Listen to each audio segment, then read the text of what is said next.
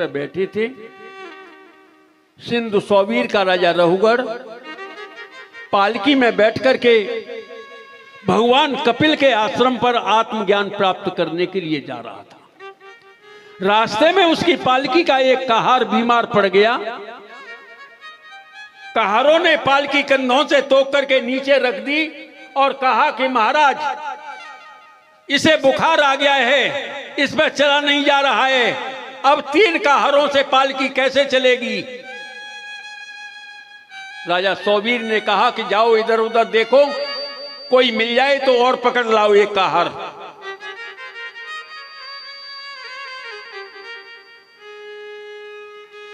कहार गए, चारों ओर देखा, कोई नहीं मिला। लौट करके आ रहे थे, खेत की पार पर बैठे हुए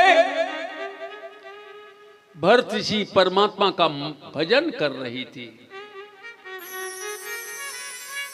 कहारों ने देखा कि ये तो खूब मोटा ताजी है, पालकी तोक सकता है, चल सकता है, ले जा सकता है, तो पकड़ लिया और उठा लिया, चल हमारे साथ चल। भरत ऋषि उठ करके चुपचाप चल दिए और कहारों के साथ साथ चले आई। पालकी के पास आकर के कहारों ने कहा कि तोक पालकी, रख कंधे पर। इतना सुन करके भरत ऋषि कहने लगे कि वाह परमात्मा, साईं के दरबार में बदले कबू न जाए। अरे एक जन्म में मैं भी राजा था, मैं भी पालकी में बैठा था, तो पालकी तो तोकनी पड़ेगी, ये तो मेरा प्रारब्ध है, प्रारब्ध तो भोगना पड़ेगा। तो उन्होंने पालकी तोक करके कंधे पर रख ली कि ये मेरा प्रारब्ध है, प्रारब्ध भोगना पड़ेगा, लेकिन नया प्रारब्ध बन करके तैयार न हो जाए, मेरे पैरों तले जीव हत्या न हो जाए। तो नीचे देख करके चलते हैं और कोई कीट पतंगा दिखाई देता है तो उसे बचाने के लिए छलांग लगा देते हैं, और जैसे ही छलांग लगाते हैं तो पालकी का संतुलन बिगड़ता है, बैलेंस बिगड़ता है, और बैलेंस बिगड़ता है तो पालकी यूं हो जाती है। तो पालकी में बैठे हुए राजा रहुगढ़ का सिर पालकी के बीच में जो डंडा है उस डंडे से टकराता है। राजा रहुगढ़ कहने लगा, संभल करके चलो, उछल कूद क्यों कर रहे हो। महाराज हम तो संभल करके चल रहे हैं, लेकिन ये नया कहार संभल करके नहीं चलता, ये उछल कूद कर रहा है। अरे संभल करके चल, तू जानता नहीं है मैं सिंधु सौवीर का राजा रहुगढ़ हूं, तुझे जान से मार दूंगा, संभल करके चल। लेकिन बाबा तो बाबा हैं,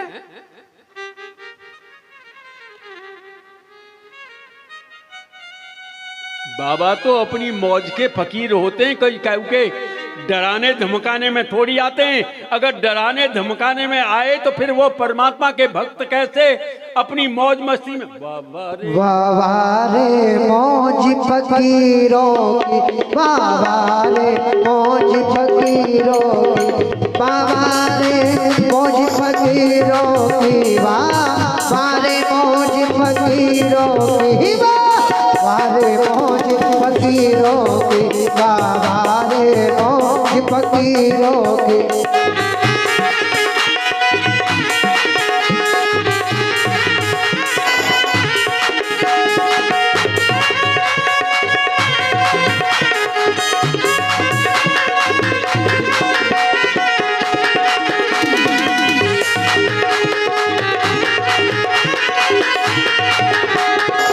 कबहू तो रहते महल तुम्हें, ओ कबहू तो रहते महल तुम्हें, कबहू तो रहते महल तुम्हें, कबहू तो रहते महल तुम्हें, कभी बस्ती अकेलों की, बारे मौज फकीरों की बारे मौज फकीरों की बारे मौज फकीरों की बारे मौज फकीरों की।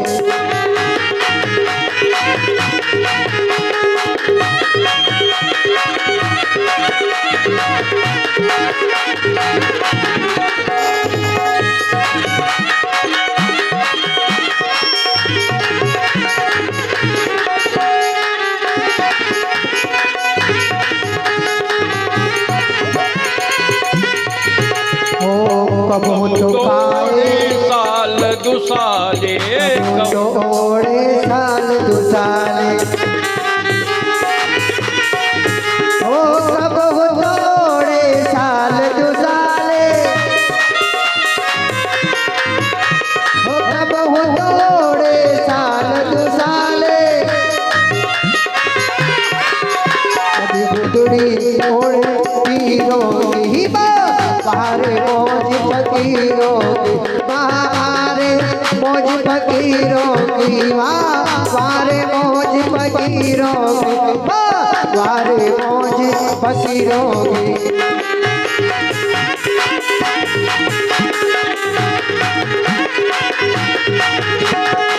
कबहू तो खाए चना चबेना,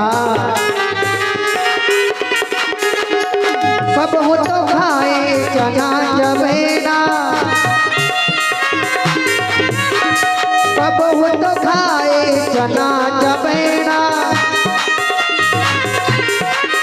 कबो लपटा हीरों की बारे मौज फकीरों की बारे मौज फकीरों की बारे मौज फकीरों की बारे मौज फकीरों की।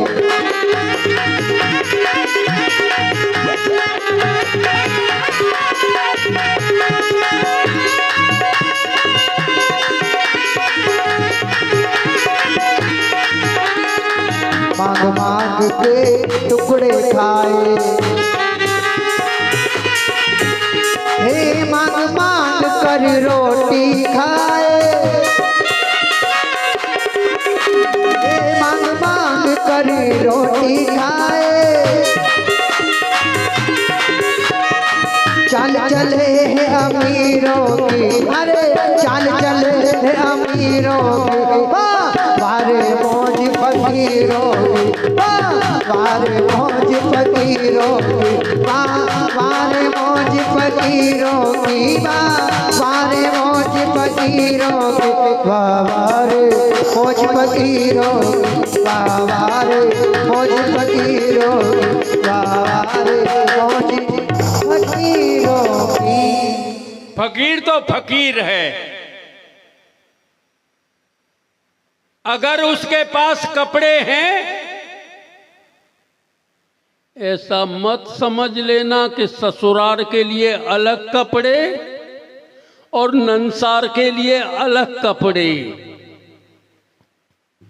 फकीर के लिए तो वही कफन और वही रोज पहनने का।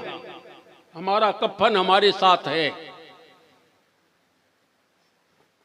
हमें जरूरत नहीं है किसी के कफन की, हर समय हमारे कंधे पर रहता है।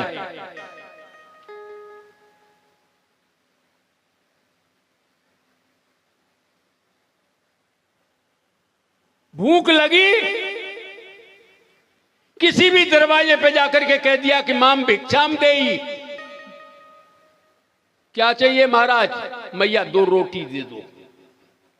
दी, हाथ पे ही ले ली, खा ली, पानी पी लिया, मस्त।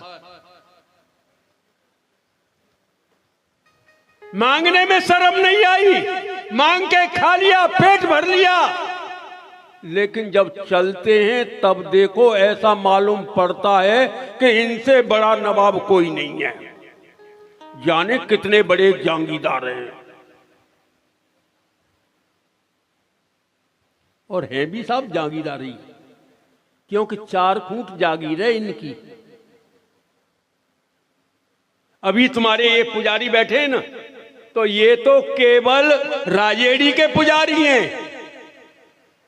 ये पंडित जी बैठे हैं, ये राजेड़ी के पंडित जी हैं। पटेल बा बैठे हैं, ये राजेड़ी के पटेल हैं। लेकिन हम तो यूपी, एमपी, राजस्थान, हिमाचल, हरियाणा, चारों खूंट जागीर है हमारी, चारों खूंट।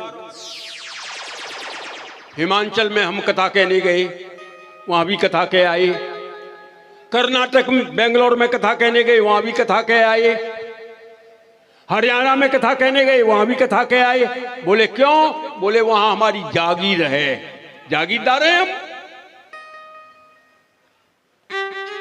चारों खूंट जागीर है हमारी,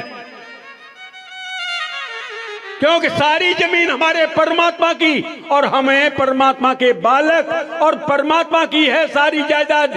तो परमात्मा की जायदाद, तो बाप की जायदाद का हकदार कौन होता है? बाप के बेटे। तो हम तो परमात्मा के बालक हैं, तो हम इसके हकदार हैं, मालिक हैं इसके। राजा राहुगढ़ कहता है मैं सिंध सोबीर का राजा हूं, एक छोटे से टुकड़े का राजा, और भरत ऋषि को डरा रहा है कि तू मुझे जानता नहीं कि मैं सिंध सोबीर का राजा हूं।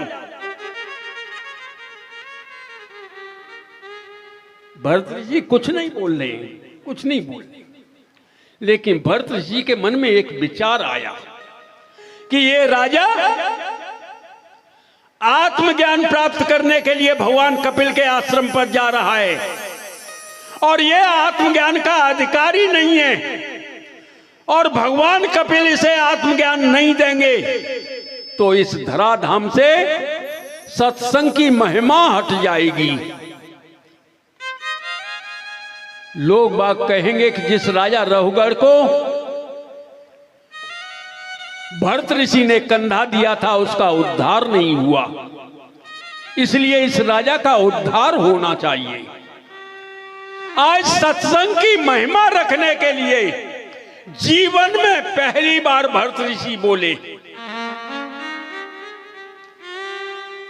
राजन तू कहता है कि मैं तुझे मार डालूंगा, किसे मारेगा? किसे? अरे तू पिटाई करेगा, किसकी पिटाई करेगा? इस शरीर की? मैं शरीर नहीं हूं, तू शरीर की पिटाई करेगा।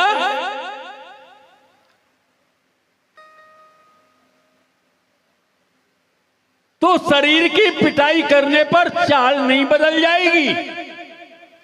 तू कहता है कि तू देखने में हट्टा कट्टा है, तो ये हट्टा कट्टा तो भान शरीर का है। आत्मा न मोटी होती है न पतली होती है, आत्मा का कोई आकार नहीं होता। तू कहता है तू जीते जी मरे हुए के समान है, मैं भी यही कहता हूं कि तू भी जीते जी मरे हुए के समान है। पालकी में बैठा हुआ राजा राहुगढ़ भी जीते जी मरे हुए के समान है, ये पालकी भी मरे हुए के समान है।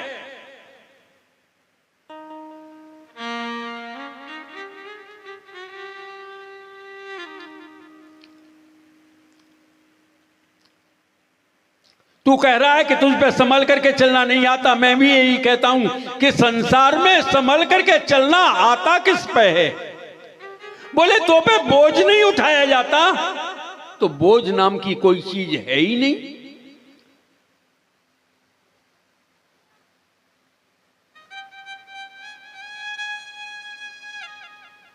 अरे तू पिटाई करेगा, इस शरीर की करेगा, और तेरे इस शरीर की पिटाई करने पर, शरीर पे चोट मारने पर मुझे कोई दुख नहीं होगा, क्योंकि मैं शरीर नहीं हूं।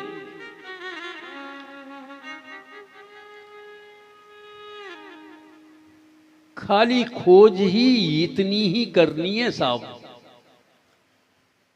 हम ये कह देते हैं ना, कह तो देते हैं कि बेचारे की आत्माओं को बड़ा दुख हुआ। आत्मा को कभी दुख नहीं होता है, आत्मा को कभी दुख नहीं होता है। दुख होता है तो केवल हमारे मन को होता है। दुख सुख मन का भान है। केवल मन के अनुकूल काम हो जाए हम खुश हो जाते हैं, और मन के प्रतिकूल काम हो तो हम दुखी हो जाते हैं। मन ही मान लेता है कि ये अच्छा हुआ, और मन ही मान लेता है ये बुरा हुआ, जबकि बुरा तो होता ही नहीं है,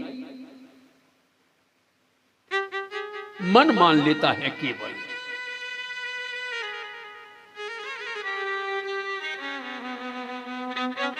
आत्मा निर्लेप है, आत्मा को कोई दुख नहीं होता।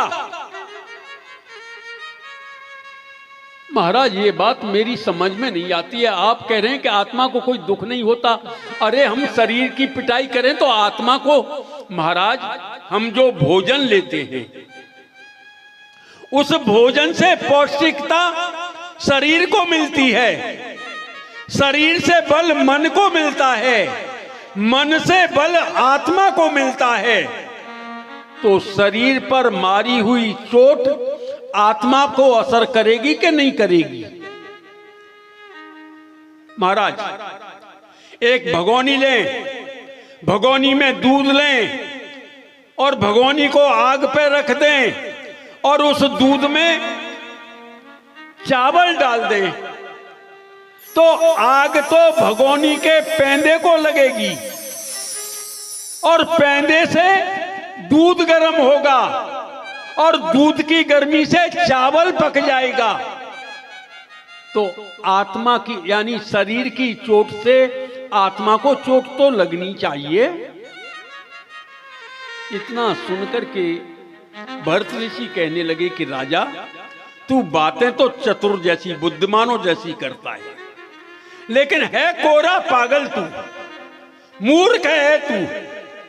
तू कह रहा है कि चावल भगोनी की गर्मी से